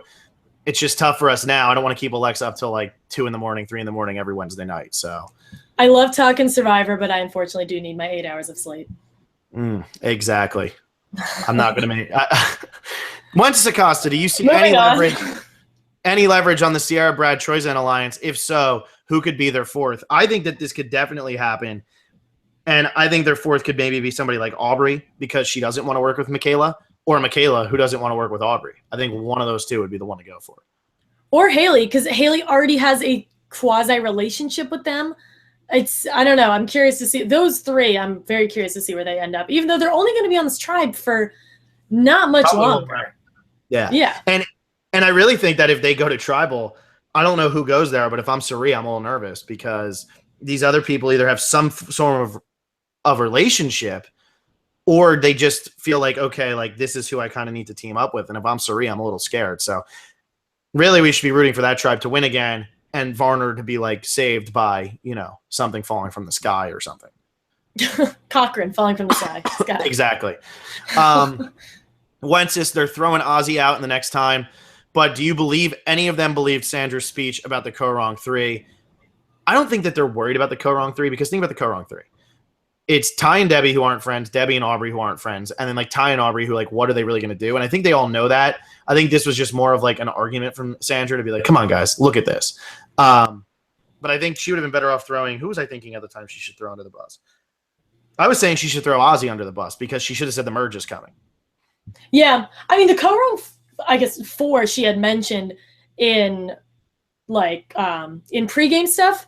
But yeah, I mean, the Ko-Rong 4, there was never any, like you said, there was no glue. And Ty and Caleb, the one relationship that actually happened, we saw what happened there. Ty voted him out. Yeah, exactly. So if he's willing to vote him out, he's definitely going to vote out Aubrey or Debbie. Wences, again, I have to give the editing its dues as even one of the most predictable boots. Every tribal council has me at the edge of my seat. These tribals have been great. Yeah, and we had 2 unanimous vote outs pretty much in the premiere, and I was surprised both times. Yeah. Yeah, exactly. They're doing a really good job this season. For the first time, I legit felt happy for Debbie. Yeah, I felt a little bit of that. And then his final comment here, finally 2 quick tributes to our fallen queen. First being how sad I am, not like Malcolm, but because this day was inevitable and the editors gave us a small hope that the queen did her magic again. Second is because that ending between after 94 days, Sandra telling Jeff not to snuff it, and the legit applause she got just shows respect for someone who understood the game. To kind of quote Evita, the queen is dead. Wow, that took a turn. Yeah. Wow, if Sandra wins twice in only 49 days, she is. Yeah, my bad. My bad. Sorry, I'm like dying over here. Just coughing up a storm. But yeah, she's that was a very nice ending to the episode. I totally agree. Lighthearted for a moment that was sad. Let's see. We have AT&T. I definitely think this will be All-Stars all over again. I have a feeling Ozzy goes next because everyone fears a merge. I already don't think it can be All-Stars all over again because just because like this pre-merge has been much more entertaining than the All-Stars pre-merge. The All-Stars pre-merge had its moments, but this has been like crazy. And it's not that people aren't getting voted out because they won. Yeah. Well, yeah, no, that's true. They're getting the winners getting voted out because they're targeting Sandra. Yeah, I mean, I feel like I've beaten this dead horse, but it's I get where the concept of it being All-Stars, I get that it's there, but I'd like this cast, things I never thought I'd say. I like this cast more than All-Stars, and they're proving themselves. They're not just sitting around voting out the winners because they exist. Exactly. Like they're actually like Sandra went home tonight not because she was just a winner, but because of how she's playing the game. And because people like she should have been like one of the first people booted. That's not why she went home. There was more to it. Mm-hmm. Let's see. We have Connor Nagel. Do you think that this season's Bootless will receive more backlash than the All-Stars Bootless? Plus, do you think that the show's ratings will be going to go down with every fan favorite going one after the other? TV goes down across the board. This has nothing to do with this season. I know the ratings are a little bit down. That's just because TV is down. Cord cutters. Yeah, seriously. I mean, it still wins its time slot every single week. It's just, I don't think you're going to lose any Survivor fans. They don't they're losing your fans, but there's seasons all the time where fan favorites go early and people still keep watching the season. I don't think you have to worry about that at all. Yeah, there's a reason. Finish Redemption Island. There's a reason Survivor has been in primetime television for 17 years. Exactly. Yeah, we have William Fauntleroy. Maybe. I think that Sandra's elimination brought me from sad to full on depressed. But besides that, based on what we know as of now, who is the top 3 people with the best chance to win in your guys' eyes? Probably Troy, Brad, Sierra. See, I would say I kind of agree with like Troy and Brad, but I wouldn't count out with how much, if Varner can actually hit the merge, I wouldn't count him out because he's gotten a very positive edit here. And He's Zeke gotten a tonight very was positive bet, huge. but how does Varner get farther than the merge? He has no. Who's going to vote him out? Why are you going to vote him out? He can't win a challenge. Yeah, but exactly. It's an individual game now. I think he turns into a swing vote. The whole thing is he's not going to be on one side or the other. So why are you going to vote him out? I think I don't know. I think people like know that he's a strategic player. He's good at the game. I think as good as someone who has never made the jury is, but I don't think he has any allies. Why? They're all sticking to their guns here. That's what's been happening this whole season. Yeah, it could hurt him, but I will say the only one I don't think can win is Debbie out of everybody left, which I think is a pretty good thing moving forward. Andrea's got a slight chance still. Her edit hasn't been there, but she still has a slight chance. Sarah, a slight chance. But I say with Debbie, no chance. She's the only one. Oh yeah, Debbie's the only one who has zero chance of winning.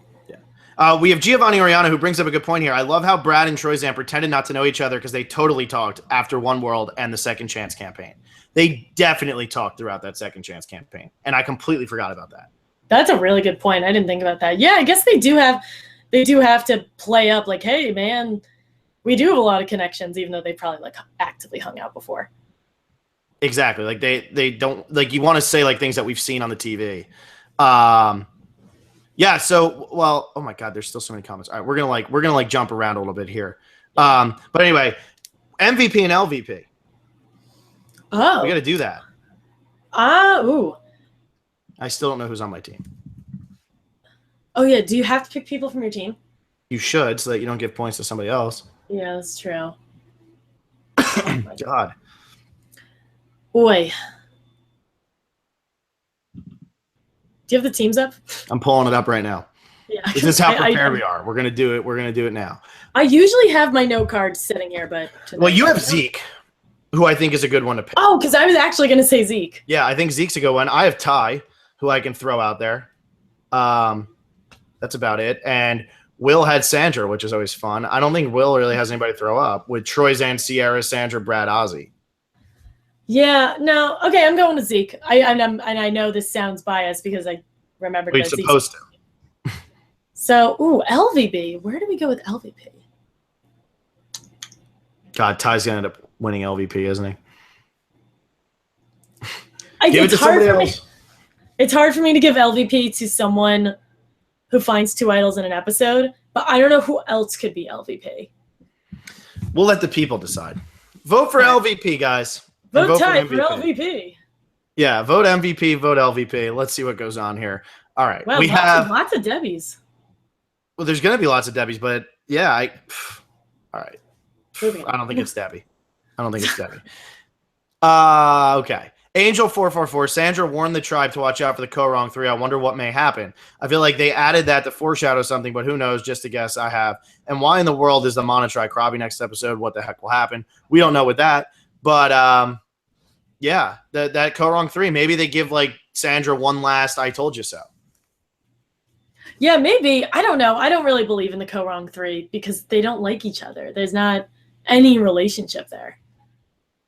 Yeah, I don't think it happens, but I think that was just Sandra trying to pull one out. I don't think that actually, it would be shocking if Debbie and Aubrey worked together. Yeah, that would be pretty shocking. I think Aubrey, especially because Aubrey's playing a little more of an under the radar game, and Aubrey knows how Debbie is. No one else knew that going into it. Or Ty did. Mm-hmm. I think Aubrey's still clear. We have CVB. Super sad to see Sandra go. With that being said, I think she went in the best possible way. Being idled out by Ty would suggest he outplayed her and he's a better player than her, which is not true. Plus, she was very thankful in her final tribal council final words. I feel like Don't tempt me. Yeah, I feel like this episode, the season finally starting to take off. I think people are really starting to playing smart and hard from now on. I find it ironic that had her tribe lost the pulling the cannon challenge in episode 1 of Pearl Islands, she would have went home, and sadly her tribe lost the pulling challenge this time. Sarah gave me cast vibes this episode. Oh my gosh! Wow, what a great connection. Not with the pulling, the pulling challenge. That's pretty nuts. The cast vibes. I'm curious what it was exactly because I can't really think of anything that Sarah did. She kind of like put her head in her hands and was like, "Ty, what are you doing?" There in the way she speaks, she's just got a very calm way of saying it. All right, we have the most important question we're going to get all night. Libby Powers, Alexa, have you ever considered modeling? I saw your photo of you and Phil on Twitter, and you look like, I would guess, 6'1". I'm Phil, very short. That's the problem. Like, Alexa is not 6'1". I'm just very short. How tall do you feel? I feel like we're similar heights. I'm like 5'8", 5'9". If I stand up straight, I'm 5'8". Yeah. I think you might be like maybe a little bit taller than me, but 6'1", man. Thank you, Libby Powers, for thinking I'm a lot taller than I am. I appreciate that a lot. Hey, no, she was saying that to me. Thank you, Libby Powers. Well, that means she's also assuming that I'm like 6 foot. Oh, right. We're actually both 4 foot. Thank you, Libby. Yeah, and exactly. I weigh as much as Courtney. Oh my gosh, Courtney's so skinny. Thank you, Libby. That was very nice of you. I guess if you want to be 7 pounds, but bullshit. Sandra is still queen. She won twice, showed up this season. Is this still the only 2-time winner we've gotten in epic fashion? Sorry, just totally running with this. Zach Abrams, I had such high hopes for this exile moment, but putting Debbie on an exile on that has food and comfort made me feel dissatisfied.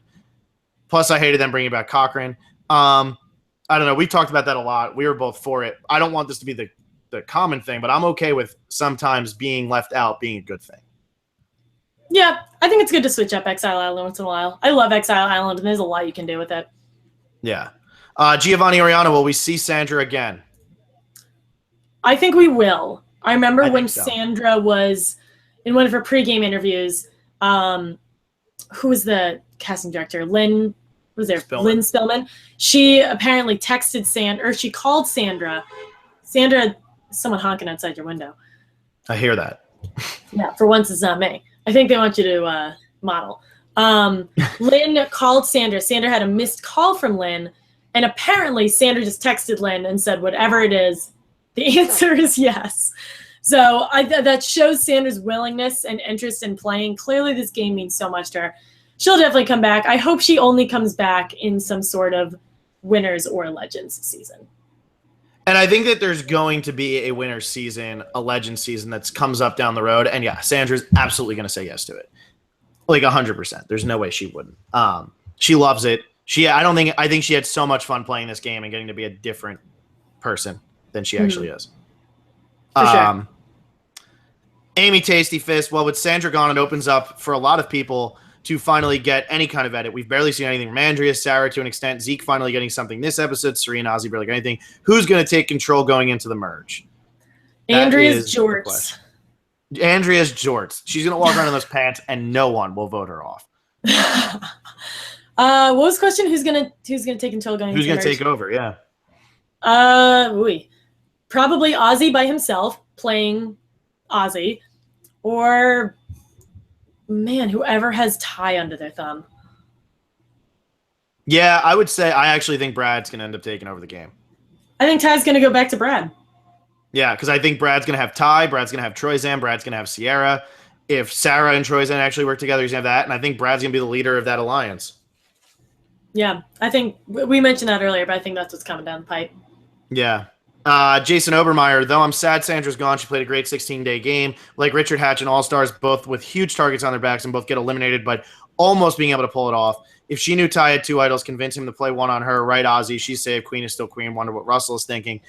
I love the Richard Hatch comparison because Richard Hatch in All-Stars that I've Been Bamboozled is like one of the classic vote outs. And he really, really almost pulled it off. I mean, you watch Richard Hatch in the first season, and he was just running circles around everybody because nobody knew what they were doing. That All-Stars episode where he almost pulled that off showed how great Richard Hatch could have been had he been allowed to go and play on some of these later seasons. Hatch would have been unbelievable. Well, maybe we'll get a Hatch and Sandra alliance in an all-winner season. One can only dream. Well, that would be great, but, you know. Is he allowed? Is he allowed yet? I mean, I really don't know. I think he is. I feel like the sentiment has changed on him. It's been a while. I hope he's allowed. All right. We have Giovanni says, say what you want about this season, whatever you think of the twist. It's getting us to talk a lot this season. Will certainly be remembered for years to come. Yeah, it's kind of a crapshoot. I mean, it's just kind of happening. An exciting pre-merge, I will give it that. And there are a lot of seasons with boring pre-merges. Yeah. Yeah. And then Richard Underwood said, should Sandra return after this? I think, yeah. She's got nothing to lose now. Yeah, I'm okay with Sandra on any returning season. I just hope we don't do any more returning seasons where it's like 2 returning players or 3 returning players and a bunch of newbies. I think Sandra would be more enjoyable, and just like the way I prefer to watch a show is with her on an all returning season. Mm-hmm. Yeah. Wentz Costa has 3 things on Cochran tonight to counter arguments, and they're good points, but I still think that it just wasn't necessary, because he's saying, like, if it was anybody but Debbie, it could have worked. Cochran did make sense, and that, you know, Debbie did learn something, but I just think that it wasn't necessary more than that it didn't work for Debbie. I don't think it was going to work at all, no matter what, whatever it was. Do you think Cochran saw Debbie as a coach or Philip? Remember, Cochran got to play with both of them. Ooh, probably. Ew. I'm going to go with Coach because I think she's more like Coach. Mm-hmm. I also kind of, after we talked to this so much, I'm glad that you and I had said before this episode that we didn't love that this was happening, because now this proves that, like, this has nothing to do with the fact that it was Cochran. It really doesn't. Yeah, it doesn't. It was just probably unnecessary. I mean, no matter who it is, it's kind of just like, okay, yeah, they can make people learn something, but why? We have Grehan 8. Do you think Sandra being booted at the time she did tarnished her legacy or built upon it by how well she played the time she was still in the game? Her legacy is unbelievable right now. Nothing was tarnished. It was someone, what was the comment last week? Someone melded another layer of gold onto her crown.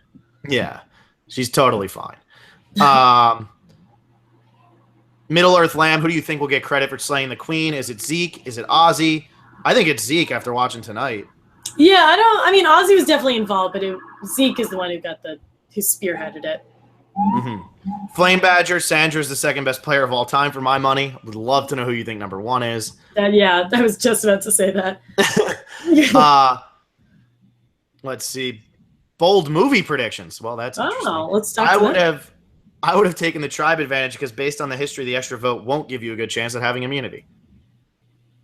Okay, that's a good point. I think in the moment I wouldn't have thought so logically, or I wouldn't have thought about history. I would have been like, free thing for me.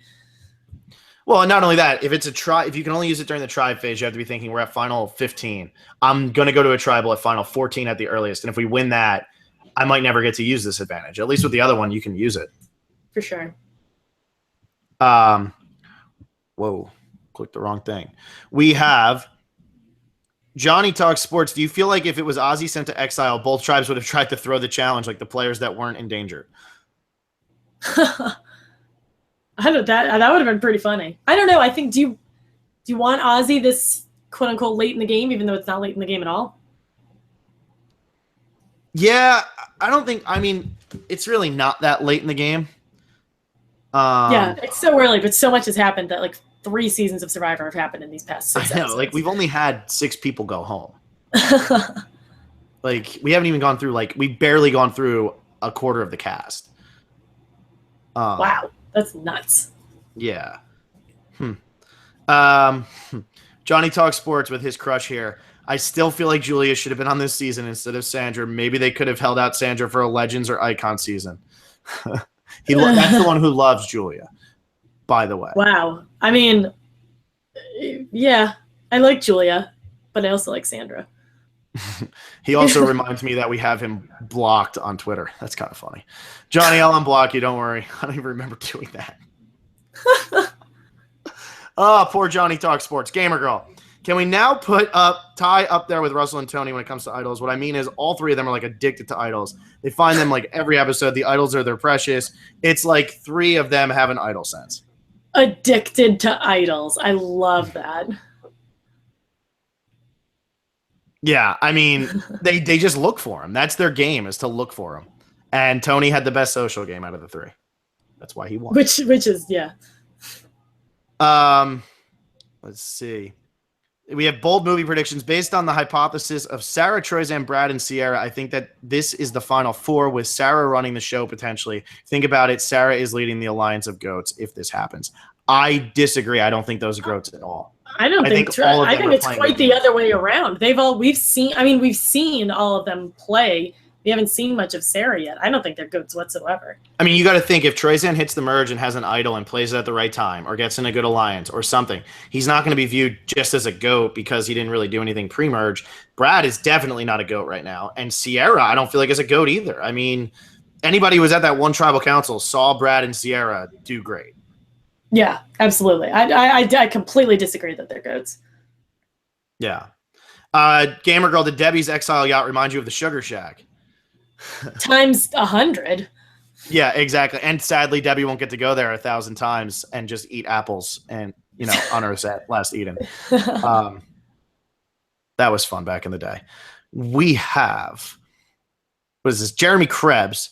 Can I ask where all the Jeff Varner love comes from? Not hating on the guy. I'm just asking because I don't get it. For a guy who went pre-jury, both of his outings, he seems to have a surprisingly large fan base.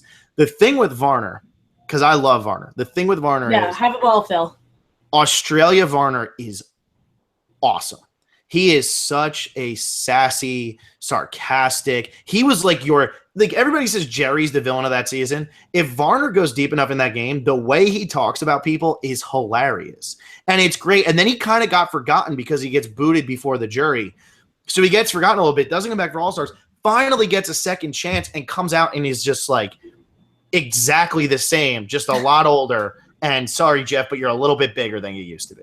Yeah, Australia Jeff was svelte. Oh my God, Australia Jeff is a good-looking guy, like a very good-looking guy. And it's like here you are with second chances. He comes out and he plays and he gets like this, his dream scenario. And then he goes out early, but he's a great narrator. And then he gets to come back. Like people just really like this guy because he's a genuine guy. And he's always been that way. And for the people who love Australia, he's just one of the people who kind of got forgotten. And it's great that he got remembered. It took way too long. That was perfect. That was perfect. Yeah. Thank you. Most of the things I say are. Tim McNamara. Is Aubrey praising Sandra's gameplay and saying I could learn something from Sandra, foreshadowing an Aubrey win? Oh. I would be okay with that. Bullshite says Michaela said the same thing in her confessional. She did. Yeah, who knows? That's if any of them win, we can look back and say, man, that is some good foreshadowing. Yeah. We have Bullshite. Do you think Zeke and Aubrey would work together since they are so similar, or would they view each other as threats? I think Aubrey were to team up with Zeke, she would probably let him take the leader role, and then she stabs him in the back later on. Yeah, I kind of agree. I think it would almost be sort of like what happened with David and Zeke. It would just be kind of a matter of who gets who first. For sure. All right. I think is this the last one? Yeah. Is this the last one? I think so. Oh, I think actually, yeah. 8 minutes ago. Yeah, I think that is the last one. Yeah. No, so I think that's it. Covered a lot tonight. Yeah, we really did. I'm exhausted. But yeah, that's it for this episode. The Queen's gone. That's sad, depressing. That's it. Yeah. Hold on, I just want to read this. I am looking at the live chat, and CVB said, I always guessed Phil would be taller than Will. I mean, most people do imagine their idols being taller than, non-idols. So. Oh my gosh. How tall is Will? Will's like 6'2". Like Will's pretty tall. Oh, well, I'm 6'1", so. Yeah, exactly. And I'm 6 foot. So we're all killing it. But no, Will's actually like a pretty tall guy. Gotcha. Yeah, so. I'm glad we talked about this. Thank God. I just wanted any shot I can take at Will while he can't defend himself, because I'm sure when he comes back, he'll be obnoxious. So yeah, well, Will took another hit because Sandra was on his fantasy team. Woohoo! Everybody cheer. But I think that's it, right? That's it for tonight. We talked a lot about Sandra. I'm sure that the community is going to be going wild. I'm going to go read this Russell-Sandra feud going on. Oh, yeah. I'm into this. Joyous. I'm sure Russell took shots at her personally, and Sandra took shots at him in total troll ways that just totally ruined his night. If I had to guess, that's what I think is happening. Well, did you see when he tweeted at Michelle, and Michelle responded like so well? He tweeted at Michelle and was like, oh, I forgot that you won or something like that. And she was like, oh, I see that you have a problem with like under the radar females winning. Hey, I think he said like, who are you? Or who is Michelle or something. And she was like, Yeah, it was really funny. It was good. It was much better than my delivery. I forget exactly what it was. I think I have it saved. I think it's actually on my wall over there, but we don't have to talk I think about it's actually your computer background. Yeah, exactly. Just Michelle owning Russell. Hey, I still like Russell. I still would like to see him on my TV again. I won't lie.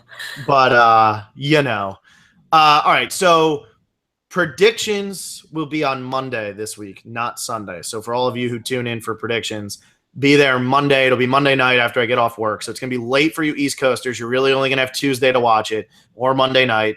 But Monday is when they're going to be this week. We just couldn't make Sunday work. And we couldn't make Saturday work for that matter either. So we tried, but just couldn't make it work. So look out for it on Monday. Yeah, look out for us on Monday. Give us a follow on Twitter, tweet at us, give us a follow, a subscription on YouTube. Leave us comments on this video if you want us to talk about them on our predictions episode on Monday, and give us a follow on iTunes and give us a 5-star rating because we're great. Exactly. And, we're not biased. Hashtag because we're great and not biased. Exactly. All right. We'll see you all on Monday for the post-Sandra era of Survivor Game Changers.